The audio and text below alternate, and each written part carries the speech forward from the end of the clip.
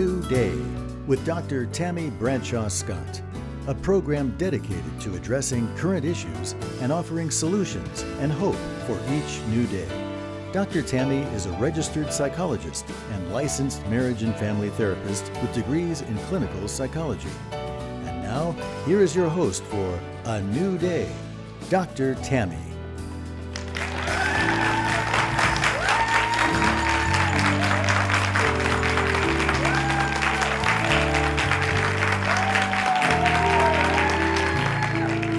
Today, there are a surprising number of people living in debt with no savings and no retirement, and they are often faced with unexpected emergencies. Financial problems are the cause of much stress and relationship problems. Furthermore, 8 in 10 Americans are living in debt. That's 80% of Americans.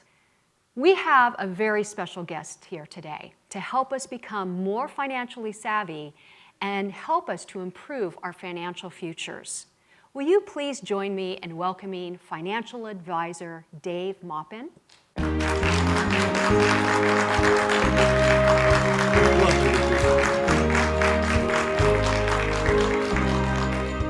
Well, hello. Howdy.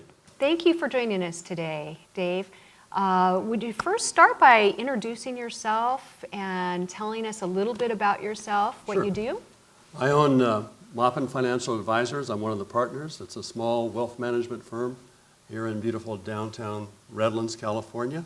We have about 4 employees. We manage just under $200 million in other people's money. That's a lot of money. Yeah, and for about 900 families. Oh my. So all day long we talk to people about money. So after being 42 years in the business, I have a sense of what people do right and what they do wrong about their choices in money.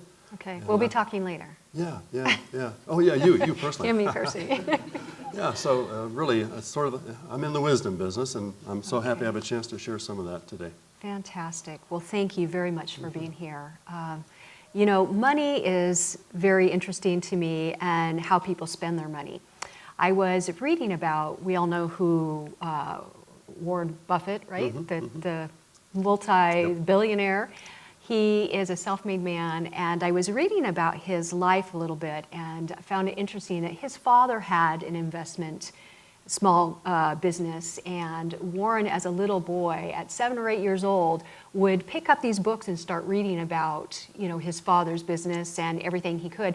And by the time he was 10 years old, he was actually going to the library and reading everything he could on the business. So he was at a young age already thinking that way. I don't know, just what encouraged you or inspired you to go into this? I can remember when I first began to learn about the importance of investing properly, and I was a 23-year-old Navy aviator in a squadron of about 300 men, and our commanding officer one day talked to the officers about how to invest in a mutual fund. I never heard of a mutual fund before. I was making a lot of people don't know what a mutual fund is still. But I was an instant earning almost $2,000 a month. And I was getting an extra $100 a month just to fly airplanes. I couldn't believe the government wanted me to pay me to fly airplanes. But so with that $100 a month, I began investing in this mutual fund, and I watched it grow over the years, and that really inspired me to be able to share with people that story. That is wonderful. Yeah. So was your family involved in financial investing, or No, anyone like not that? at all. It No. just kind of came. My father was a naval officer, and I always tell teenagers today, you know, there's 2 things that my family never talked about around the dinner table. And I ask them what is true for them. And they're quiet for the longest time. Then they start to giggle. And it's the same 2 things. My family never talked about sex or money around the dinner table. Okay. Those were taboos. Okay. Yeah. Not money either. Okay. Yeah, that's right. That's very interesting. And and that brings me to a thought about, well, then who should be interested in this topic of financial advising, and should we be talking about it around the dinner table with our No, absolutely, young we people? should be, and sadly, we no longer in our school system really offer enough time to do that, to teach basic civics of money. So what I talk about all day long around my conference table is stuff that I'm so glad that we can share with today as well. Fantastic. And so therefore it's all audiences. If you're 16 or 86 years old, there's lots of important truths about money that not everybody observes. I see that you have a lot of fun little gadgets up here. Yeah. I love this one in particular. So can you share with us? Yeah, I'll tell you, one of the most important things I've learned is that it's not how much money you make, it's how little you spend. And so I have clients that all make this amount of money. So if they're making $1,000 a month, what is their annual salary? $12,000. If they're making $1,000 a week, their annual salary is $52,000. If they make $1,000 a day, they're making. Okay, So you just passed me. Okay, All go right, ahead. so they all make this, but this is how much money they make. But they all come to me, every one of those types of salaries, and ask me the same questions. How can I save more? How can I get out of credit card debt? How can I be Yes. more generous? So what I've learned is that we have three choices with money, and most folks who come to talk to me about this are spending exactly as much as they make. That's just our lifestyle. They make lifestyle choices. That means that every month the paycheck just about equals what their income is. Or if they have credit card debt, which as you pointed out, 80% of Americans have way too much debt, Yes. certainly credit card debt, they're Yes. spending more than they're making. So they've made the choice to spend more. So this is what we need to do, right? And so I Cut- talk to cut these them. up. And then, but significantly, what only 4% of people do is spend less than what they make. So it's this margin of spending less that allows you then to accomplish your dreams. So I talk to them a lot about debt issues. I talk to them about credit cards. So in this candy jar in my office are some of Redland's finest citizens. See, this has just fascinated me. Look at that pair of scissors there. Okay, So one of my rules that I teach people is you only need one credit card, and Okay. you need it for emergencies or convenience. So the car breaks down in the middle of the night, credit card. You have a conference to go to as a business person, use your credit card to get the airfare secured. But Okay. when somebody says they have a budgeting problem, I say, well, show me your credit cards. And they'll put 5 or 10 of them on my desk. And then I say, I'm only allowing you to have one credit card. You only need one. so are these in here credit cards that folks have cut up in your office? Yes, Okay, they are. so Yeah. I see we have, okay. Bank of America. There's Visa. everything in Yeah, here, yeah. everything, okay. Yeah, so one of the things I teach them, therefore, to get out of debt, it's the discipline, just like when we know we need to lose a few pounds. And so we have to deny ourselves, we have to cut back.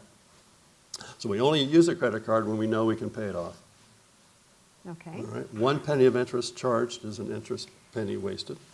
okay, so say that again because that was very important. Only use your credit card, except for emergencies, when you know you can pay it off. Okay, so in other words, no shopping sprees, spending $1,000, $1,500 if you're not going to get that amount coming in your paycheck? Well, that's exactly right. Therefore, don't spend more than you make. Okay, All right? Spend less than you make. So no shopping sprees. okay. And I've read, and if this is true, maybe you've already addressed this, but according to U.S. Commerce, that folks save less than 5% of their paychecks. So what should we be setting aside? Well, that's sort of another area to go into, certainly. But I have a real easy formula for life, and it goes like this. I want my clients to be generous. Therefore, I've learned that they're happier people. People are happier when they're generous. Yes. So I want you to give 10% to God or your favorite charity. And then the second priority is to give 10% to your retirement account. So 10% is my minimum. Oh, All right? okay. And then I want you to live joyfully on the rest without going into debt. Okay.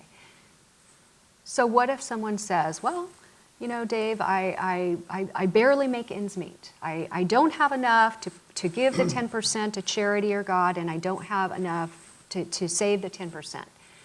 Let's So here's say what they're we just, do. Here's what we okay. do.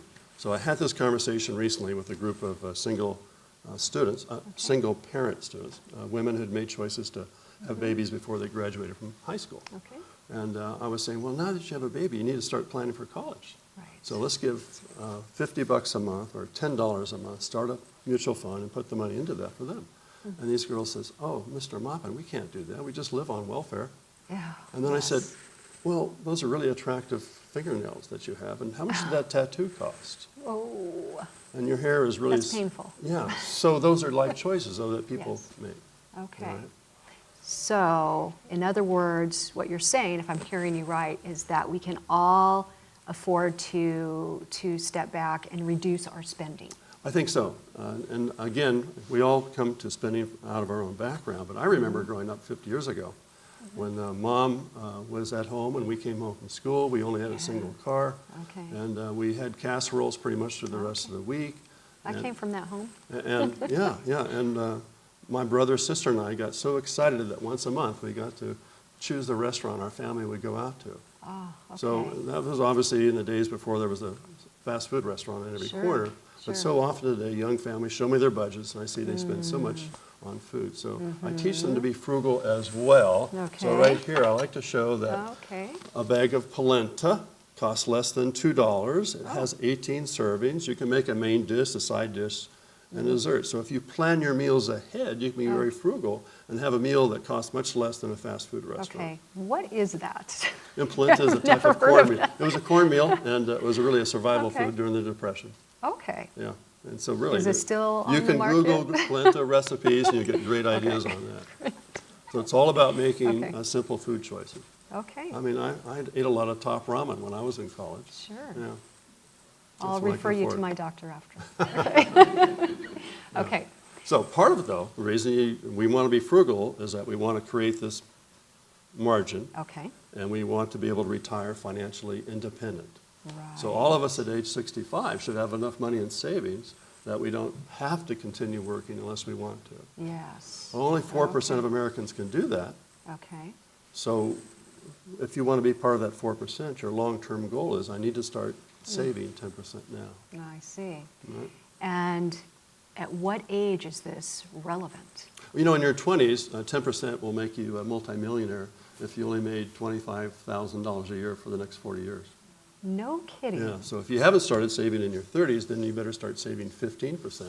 And in your 40s, you should start saving 20% out of each paycheck. Okay. The only way you can do that is to adjust your standard of living or your lifestyle. Okay. I love this one too. Yes, So, let's see. this Hey, look, is- at first I thought it was okay. Yeah. It is. Yeah. It's a can of cat food. Cat food, Okay. yeah. Now, you're not going to tell me that this becomes part of our meal, right? I'm not going to say that. However, what I'm going to say Okay. to you, though, is that that could be your meal at age 85 if you've not started putting money aside. I have read about these things. So Okay. if you are, vision yourself at age 85 being pushed into the dining hall of the retirement home, Oh. and there's 2 plates of food there on the Okay. table in front of you. It's either caviar or cat food. It depends upon Okay. how much money you've saved and put ahead for all those years. That's a frightening picture. It is truly, should be a motivating one to Okay. find that 10%. Okay. Yeah. All right. So what else do we have here? You know, Yeah. I love to talk to people. So these 2 areas I find where people don't make wise choices. One's about frugality, Uh-huh. but the second area regarding frugality is ownership of cars. Oh, So credit cards and Okay. cars. talk to us about cars. What should we be doing with our cars? Yeah, well, this is a hard lesson. And Okay. when I talk to the doctors who graduate from Loma Linda University, often they have student loan debt of $250,000. Yes, I relate with that. And I say to them, don't buy anything shiny until you're out of student loan debt. Okay. All right? And so the way it relates to cars, obviously, is that you have to have a goal to get out of debt before you go into more debt. So Okay. never buy a car that causes you to go into debt. So save your cash Okay. until you buy a car with cash. With cash. And sometimes a doctor will say, well, Dave, I just want your blessing on this investment. And I know what they're going to ask me for. And I won't argue a car is not an investment. Oh, It goes down I in thought it value. was. All right, so investments are good things like a college education that Okay. increases in value, or a house that increases in value. But cars certainly are not. So No. everybody wants, though, a shiny new red car. I'm sad to hear this right now. Yeah, this is the hard part. Coming up, listen to this. Okay. Okay, save cash, Okay. buy a used car.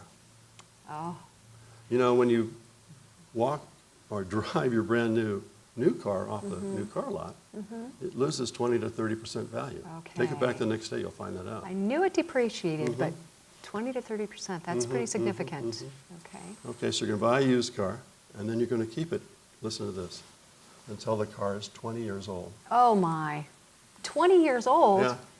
Now, when I grew up, Dad and Mom always bought a new car every 3 years because at 50,000 miles, there was oil all over the driveway, Sure, right? sure.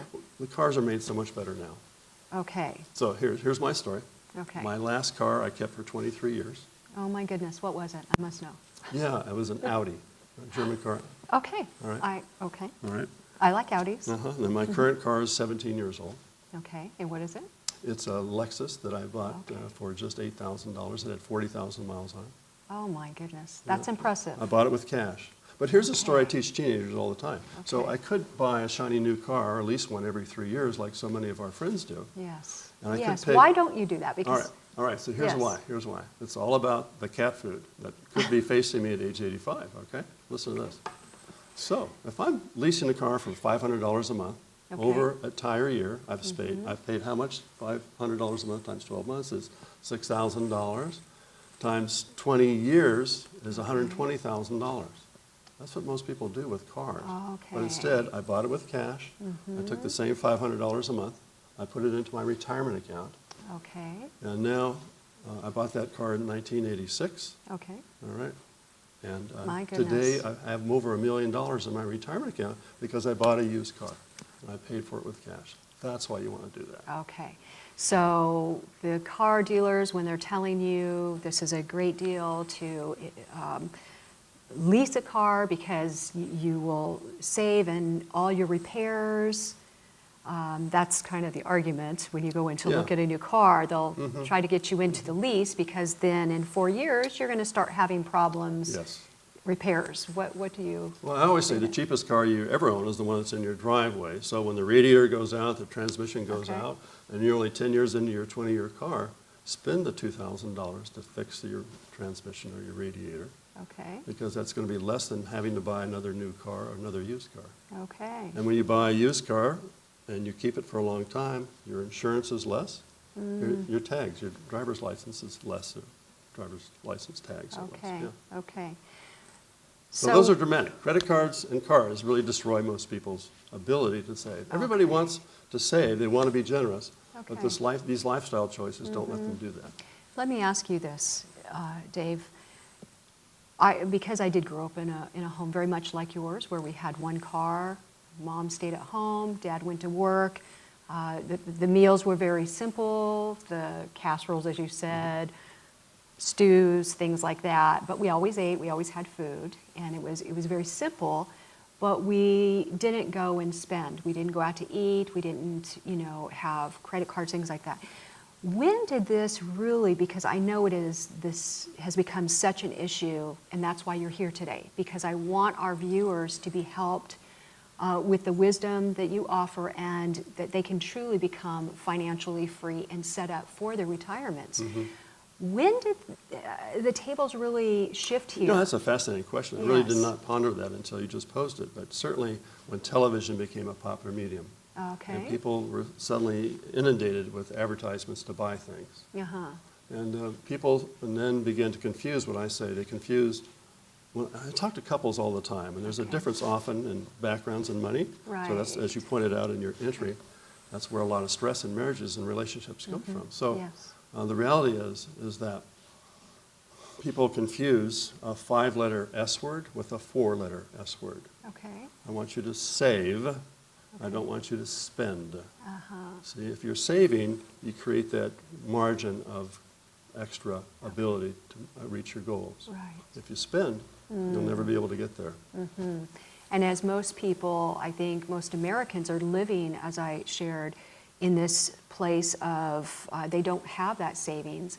And when emergencies come up, water heater breaks, car parts break, that's where they end up just going further into debt. Oh, exactly right. That's why one of the other fundamentals, of course, that we always talk about is that you have to have an emergency fund.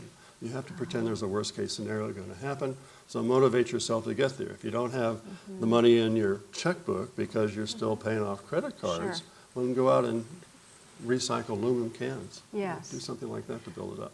I also have a question for you about all those folks. I know there's a lot of viewers out there who will relate with the online shopping. So it's become, shopping on different, I won't mention the sites, but Sure. there are a lot of different sites that folks will go.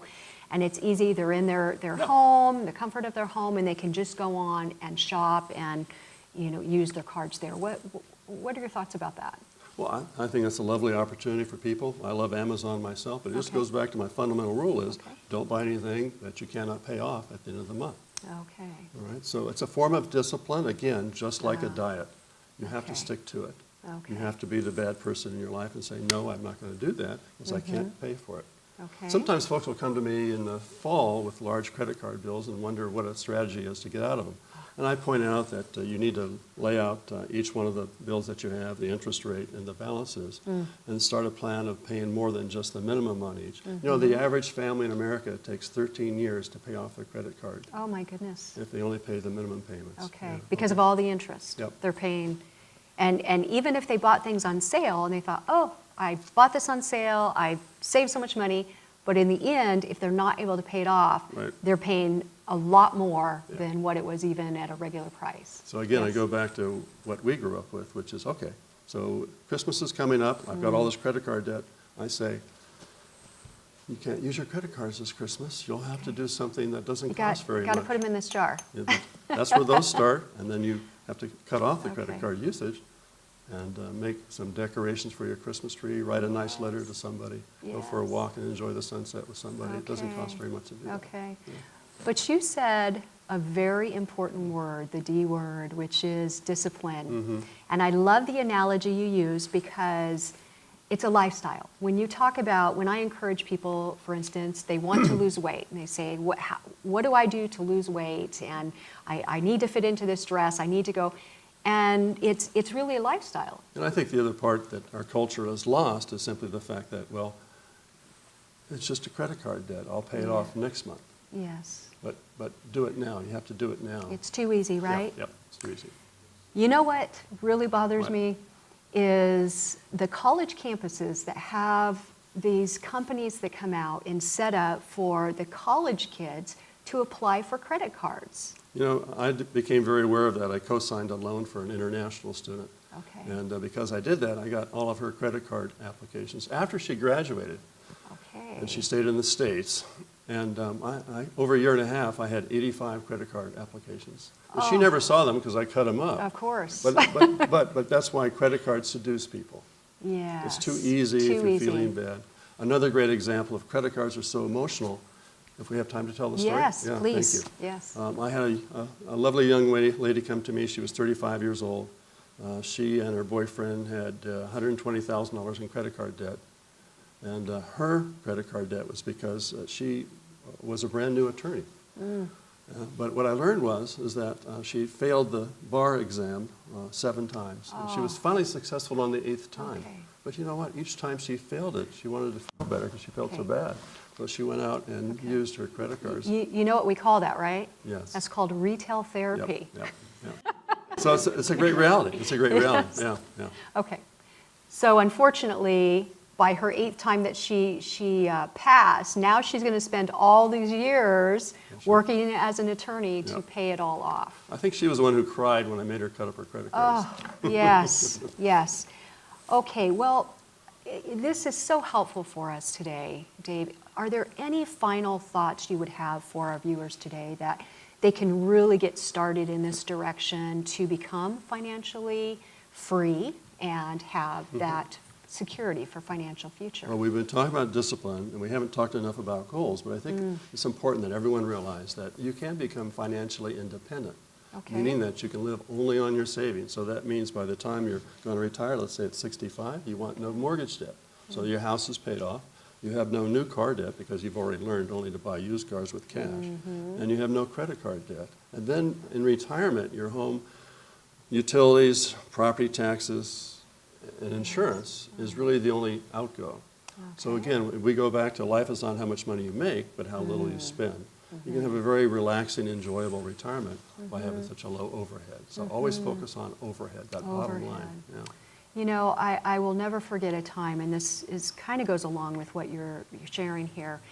As a therapist, I worked for some time in an inpatient unit, psychiatric unit, and I had a man there who was in our unit because he did not want to do life anymore.